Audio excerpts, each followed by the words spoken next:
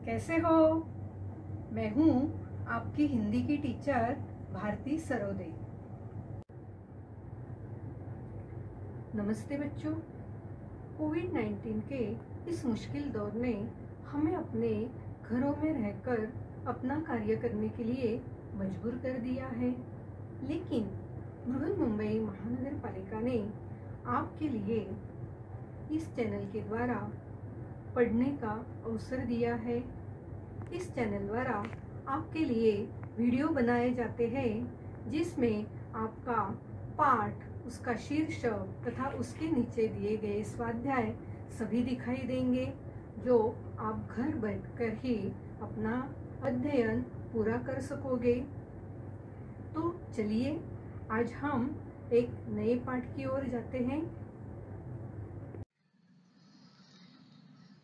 आओ बच्चों, आज छठी कक्षा के सुलभ भारती का अभ्यास करते हैं। उपयोग हमारे इस शीर्षक के अंतर्गत आज हम बैंक के बारे में जानकारी लेते हैं।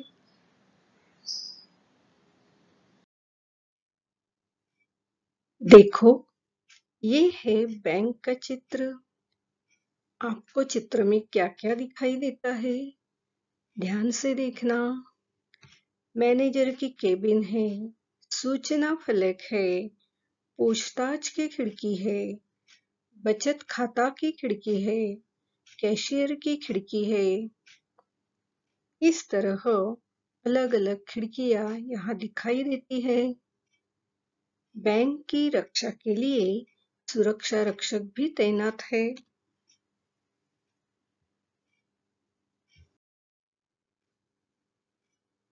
तो आओ आज हम बैंक के बारे में विस्तार से जानकारी लेते हैं।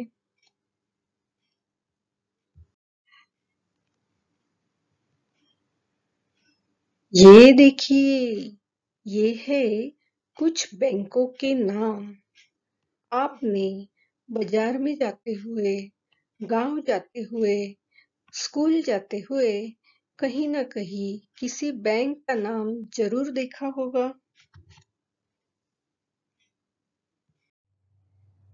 आओ आज हम बैंक के अंदर जाते हैं और वहाँ क्या क्या होता है इसकी जानकारी लेते हैं।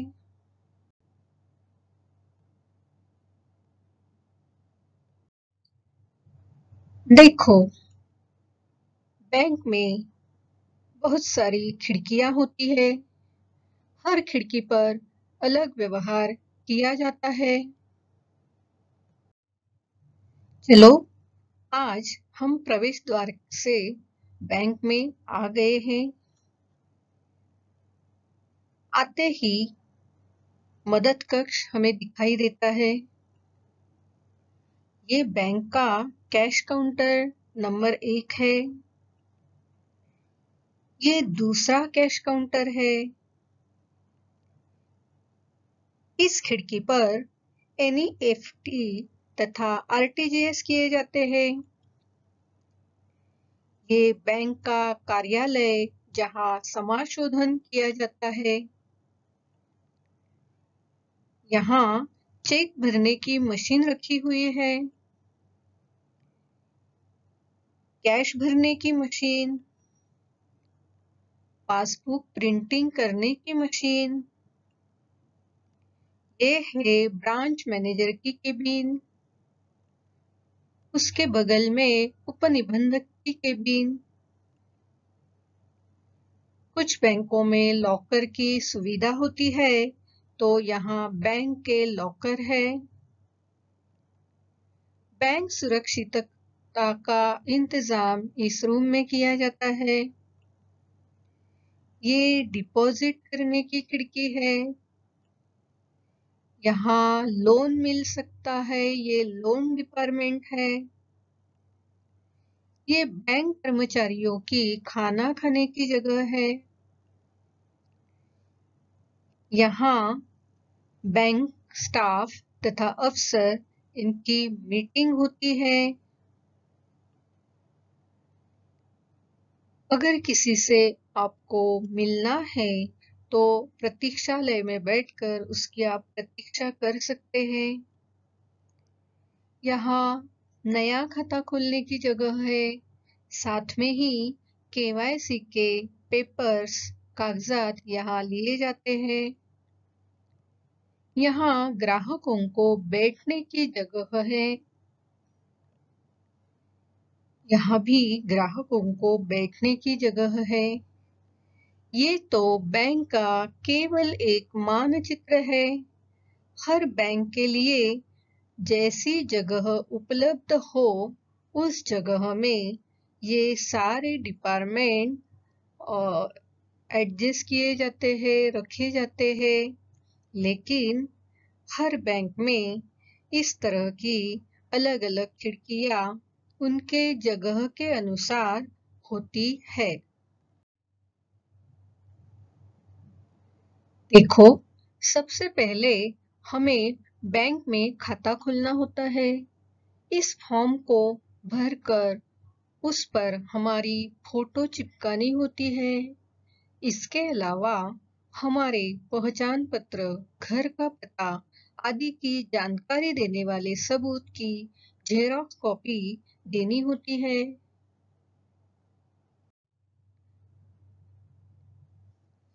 आओ आज हम सबूत के तौर पर बैंक में कौन से कागजात देने होते हैं उनके बारे में जानकारी लेते हैं। ये है राशन कार्ड और ये है पासपोर्ट। ये देखिए, ये कुछ अलग-अलग पहचान पत्र है। ये है ड्राइविंग लाइसेंस। ये है आई कार्ड और ये है आधार कार्ड। ये तो लाइट बिल है। तो हमें हमारी पहचान और हमारे घर के पते की पहचान के लिए इन सबूतों की जरूरत होती है। इन सबूतों की जेरॉक्स कॉपी हमें देनी होती है। जब हम बैंक के ग्राहक बन जाते हैं, तो हमें इस तरह का पासबुक मिल जाता है। इस पासबुक में हमने बैंक में जो रुपए जमा कर दिए हैं या कुछ रकम निकाली है, उसके विवरण मशीन द्वारा छपकर मिलते हैं। उस मशीन को पासबुक प्रिंटर कहते हैं।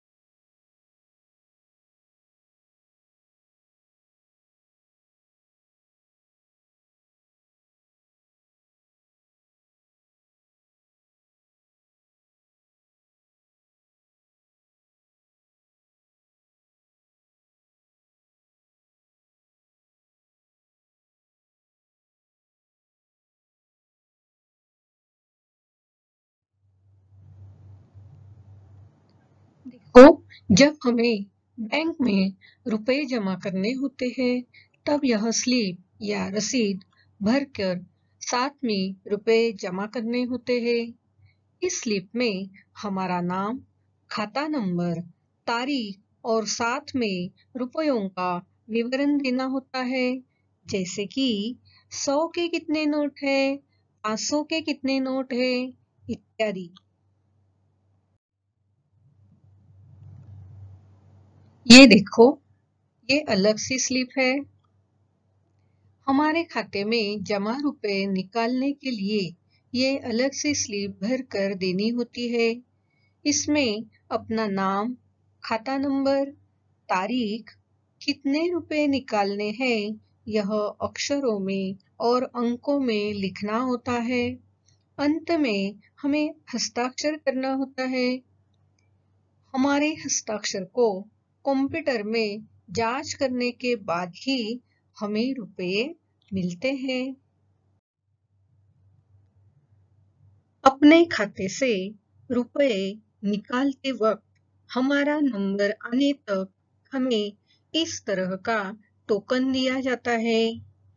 कैशियर के केबिन के ऊपर इस तरह का इलेक्ट्रॉनिक मशीन लगाया होता है। उस पर हमें दिया गया नंबर आ जाए तब हम उस काउंटर पर जाकर अपने रुपए ले सकते हैं। आर्थिक व्यवहार के लिए चेक का उपयोग किया जाता है। खाते से रुपए निकालने के लिए या किसी को नगद रुपए देने के बजाय चेक द्वारा हम रुपए दे सकते हैं। इस चेक को इस तरह भरते हैं और पूरा चेक भरने के बाद उसे हमें देना होता है।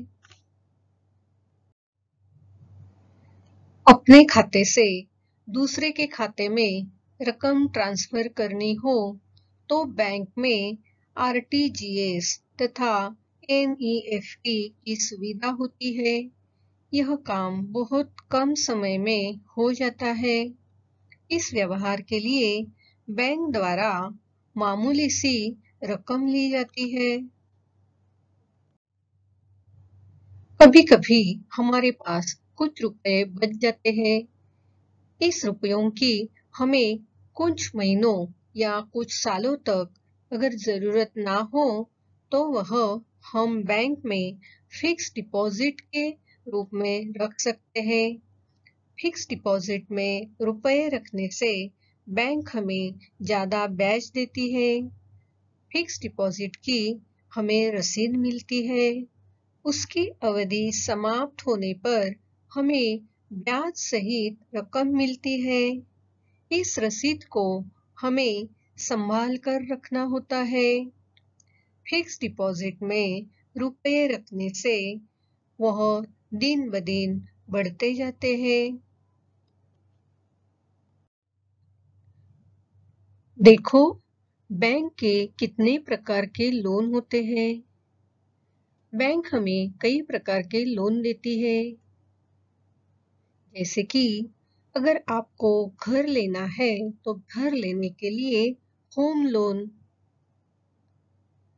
आपको कार या स्कूटर खरीदनी है तो कार या स्कूटर खरीदने के लिए व्हीकल लोन, जरूरी चीजें खरीदने के लिए पर्सनल लोन, उच्च शिक्षा लेने के लिए एजुकेशन लोन, व्यवसाय कारोबार के लिए बिजनेस लोन। इस प्रकार के तरह तरह के लोन बैंक द्वारा दिए जाते हैं। आओ व्हीकल लोन लेने के बारे में जानकारी लेते हैं। आपको कार लेनी हो या स्कूटर लेनी हो, उसके लिए बैंक के लिए कौन से कागजात देने होते हैं इसकी जानकारी लेते हैं।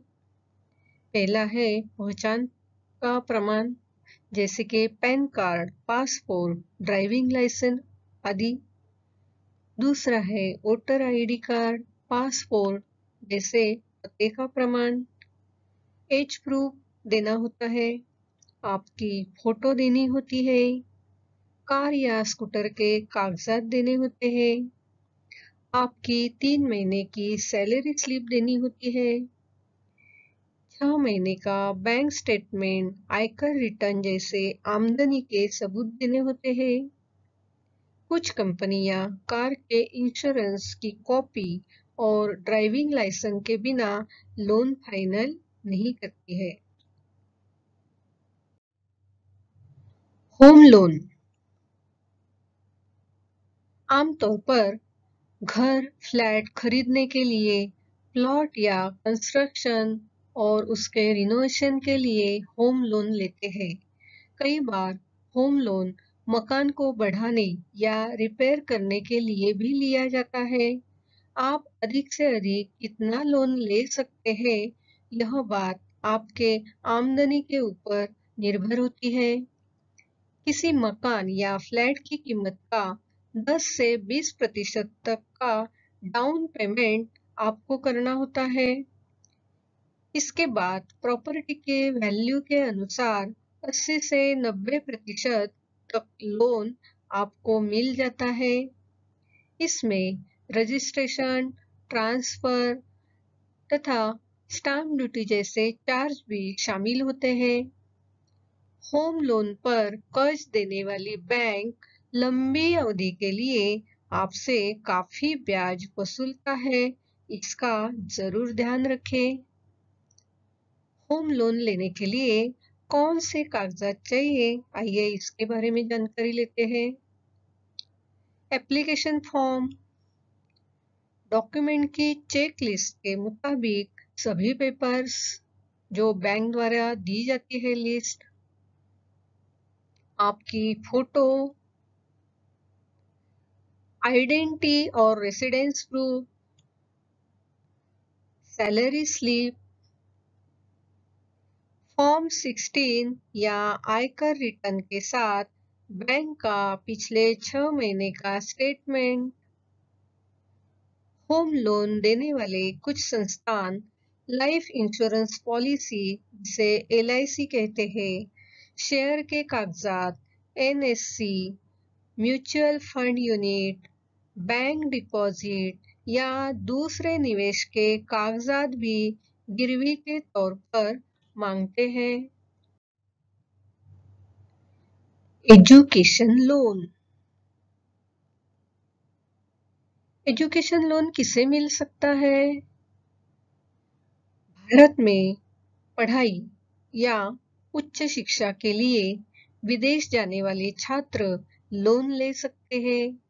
दोनों जगह पढ़ाई के लिए लोन की रकम अलग सी हो सकती है और यह बैंक पर निर्भर करता है। लोन के तहत किस तरह के कोर्स आते हैं, कौन से अभ्यासक्रम आते हैं?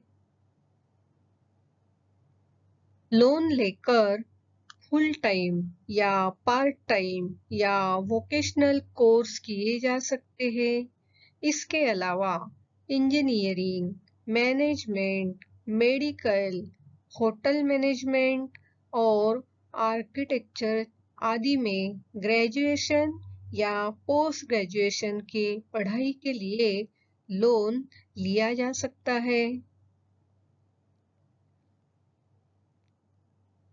जिससे लोन लेना है उसकी योग्यता और कागजातों की जरूरत देखते हैं। लोन लेने के लिए आवेदन करने वाले का भारतीय नागरिक होना जरूरी होता है। इसके साथ ही भारत या विदेश में किसी वैध संस्था में मान्यता प्राप्त कॉलेज या यूनिवर्सिटी में एडमिशन तय हो चुका हो। आवेदक का 12वीं का परीक्षा पास कर होना चुका जरूरी होता है। कुछ बैंक हालांकि एडमिशन तय होने से पहले भी लोन दे देते हैं। रिजर्व बैंक के मुताबिक एजुकेशन लोन के लिए उम्र की अधिकतम सीमा नहीं है, लेकिन कुछ बैंकों ने सीमा तय कर रखी है। बैंक आवेदक संस्थान से एडमिशन का लेटर, फीस स्ट्रक्चर, 10वीं, 12वीं, और ग्रेजुएशन की मार्कशीट मांग सकते हैं। इसके अलावा एप्लीकेंट की सैलरी स्लिप या आयकर रिटर्न की कॉपी भी मांगी जा सकती है। आओ अब हम बिजनेस लोन के बारे में जानकारी लेते हैं। देश में छोटे उद्यमों को बढ़ावा देने के लिए सरकार ने कई तरह की लोन स्कीम शुरू की है। कई स्कीम भी है जिनमें आप छोटी रकम से लेकर बड़े लोन तक ले सकते हैं। आप अपने कारोबार के लिए 50,000 रुपए से लेकर 10 लाख रुपए तक का लोन ले सकते हैं। बिजनेस लोन के लिए जरूरी कागजात: PAN card, Aadhaar card, passport, voter ID card, driving licence, पिछले 6 महीने का bank statement, income tax return, साथ में इनकम का कंप्यूटेशन, पिछले 2 सालों का बैलेंस शीट और प्रॉफिट एंड लॉस अकाउंट, कारोबार के बारे में जानकारी देने वाले कागजात इत्यादि जरूरी होते हैं। आओ अब हम पर्सनल लोन के बारे में जानते हैं। पर्सनल लोन बिना किसी गारंटी का दिया जाता है। इसका मतलब यह है कि बैंक इसके बदले में आपसे कोई एसेट गिरवी रखने को नहीं कहते हैं। ब्याज के अलावा ग्राहकों को लोन प्रोसेसिंग की फी का भुगतान भी करना पड़ता है। लोन लेने के लिए कौन पात्र है? यह इस बात पर निर्भर करता है कि आपकी मासिक आय कितनी है, या आप कहाँ जॉब करते हैं, और आपने पहले कभी लोन लिया है या नहीं। नौकरी करने वालों के लिए मिनिमम 12,000 और बिजनेस करने वालों के लिए हर महीने कम से कम 15,000 आय होने पर आप लोन ले सकते हैं। आपकी सैलरी देखते हुए बैंक यह तय करेगा कि आपको कितना लोन दिया जा सकता है। इसके लिए आपको यह कागजात देने होते हैं, जैसे कि ID proof, address proof, income proof और आपकी फोटोग्राफ। इसके अलावा बैंक की एटीएम मशीन की सुविधा होती है। बैंक द्वारा दिए गए एटीएम कार्ड की सहायता से हम इस मशीन से भी रुपए निकाल सकते हैं। बैंक से प्राप्त क्रेडिट तथा डेबिट कार्ड के द्वारा हम आर्थिक व्यवहार कर सकते हैं। आओ आज हम क्रेडिट और डेबिट कार्ड के बारे में जानते हैं। आजकल हर बैंक क्रेडिट और डेबिट कार्ड की फैसिलिटी देती है। यह कार्ड के बहुत सारे इस्तेमाल होते हैं। क्रेडिट कार्ड से कहीं भी शॉपिंग कर सकते हैं और ऑनलाइन सर्विस के लिए पैसे दे सकते हैं।